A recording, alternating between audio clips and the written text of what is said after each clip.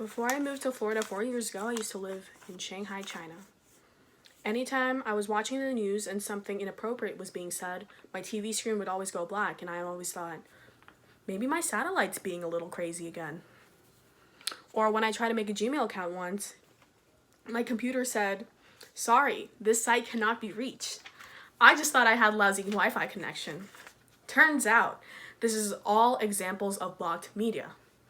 Today, I will be talking about blocked media in China and how it all started, why some websites are banned, and how people find loopholes around it.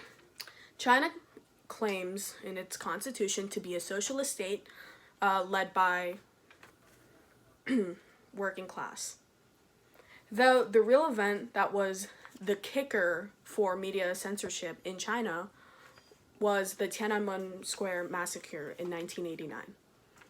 Basically, what had happened during this time was that college students were protesting in Tiananmen Square in Beijing, China, and they were protesting to get a free democratic government, freedom of speech, and freedom of press.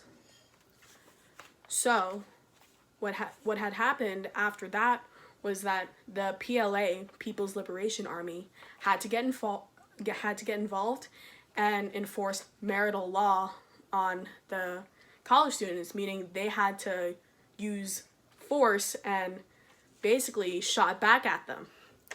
So a lot of people have died.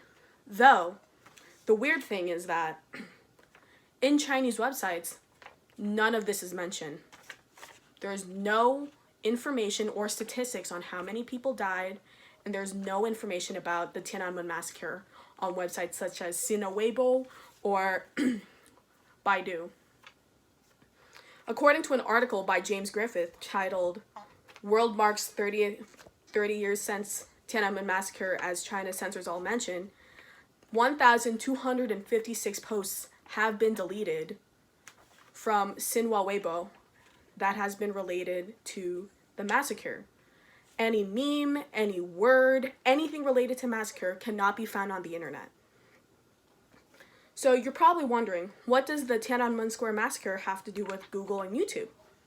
Well, in 1996, when the World Wide Web was still being accessed in China and it was the internet was still up and coming, the Chinese government realized that people, the citizens, can access all this free information on the internet, and that they could find something they wouldn't like, and that they could possibly protest and start a war again.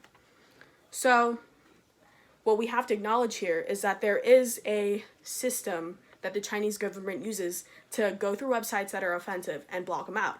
And this is called the Great Firewall of China. American sites such as Google and YouTube had verifiable, accurate information about Tiananmen Square massacre, and the government did not like that, and they did not want their people knowing about that information. This is what happens when you search up June 4th, 1989 on Google, and we don't see the firewall here, but this is what happens when you search up the same thing on Baidu, and you can tell there's none of those pictures here. A common loophole Chinese citizens use to get around the firewall is a VPN.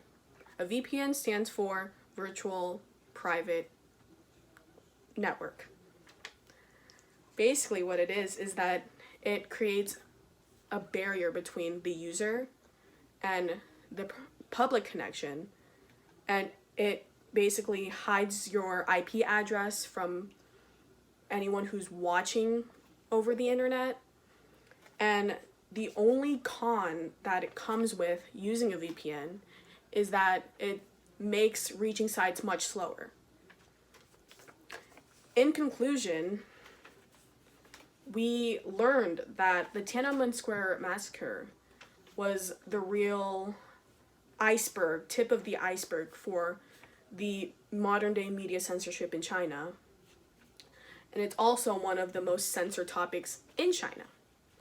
As well as that, we know that people use VPN to get around the firewall, and that the government comes full circle at the end, because they don't want their citizens knowing anything.